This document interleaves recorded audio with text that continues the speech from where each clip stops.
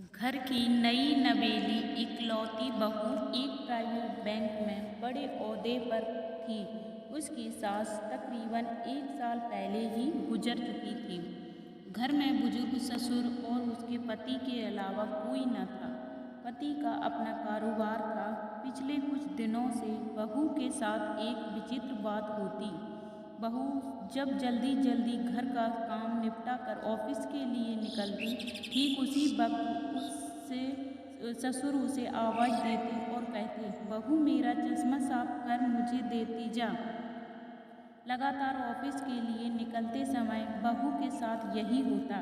काम के दबाव और देर होने के कारण कभी कभी बहू मन ही मन चिल्ला जाती, लेकिन फिर भी अपने ससुर को कुछ बोल नहीं पाती। जब बहू अपने ससुर के इस आदत से पूरी तरह ऊब गई तो उसने पूरे माजरे को अपने पति के साथ साझा किया। पति को भी अपने पिता के इस व्यवहार पर बड़ा ताज्जुब हुआ, लेकिन उसने अपने पिता से कुछ नहीं कहा।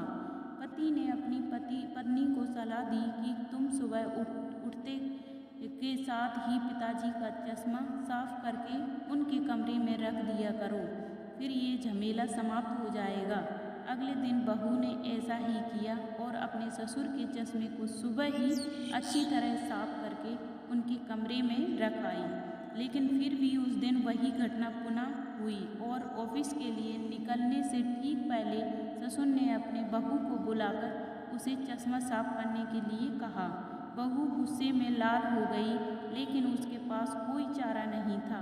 बहू के लाख उपायों के बावजूद ससुर ने उसे सुबह ऑफिस जाते समय आवाज़ देना नहीं छोड़ा।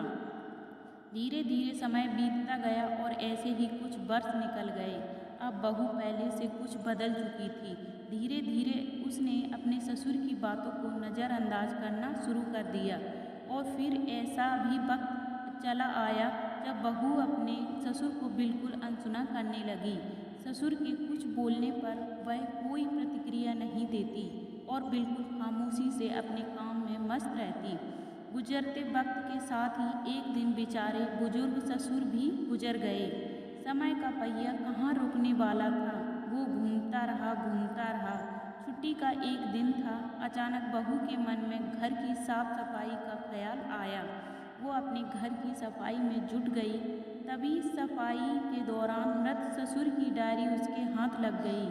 बहू ने जब अपने ससुर की डायरी को पलटना शुरू किया तो उसके एक पन्ने पर लिखा था, दिनांक 26/10/2019। आज के इस भागदौड़ और बेहद तनाव व संघर्ष भरी जिंदगी में घर से निकलते समय बच्चे अक्सर बड़ों का आशीर्वाद लेना भूल जाते हैं, जबकि बुजुर्गों का यही आशीर्वाद मुश्किल समय में उनके लिए ढाल का काम करता है।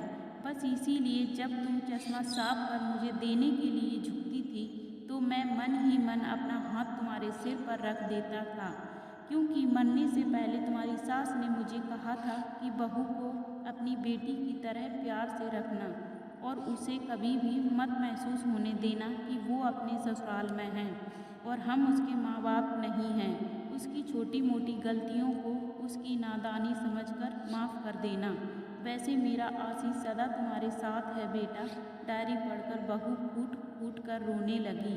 आज उसके ससुर को गुजरे ठीक 2 साल से ज़्यादा समय बीत चुका था, लेकिन फिर भी वो रोज़ घर से बाहर निकलते समय अपने ससुर का चश्मा साफ कर उनके टेबल पर रख दिया करती थी। लालसा में उनके अनदेखे हाथ से मिले आशीष की लालसा में जीवन में हम रिश्तों का महत्व महसूस नहीं करते हैं, चाहे वो किसी से भी हो, कैसे भी हो, और जब तक महसूस करते हैं तब तक वह हमसे दूर जा चुके होते हैं। दोस्तों, ये कहानी कैसी लगी कमेंट बॉक्स में हमें ज़रूर बताएं। लाइक शेयर करना ना भूलें। अगर चैनल पर नए हो तो चैनल को सब्सक्राइब ज़रूर करें। धन्यवाद।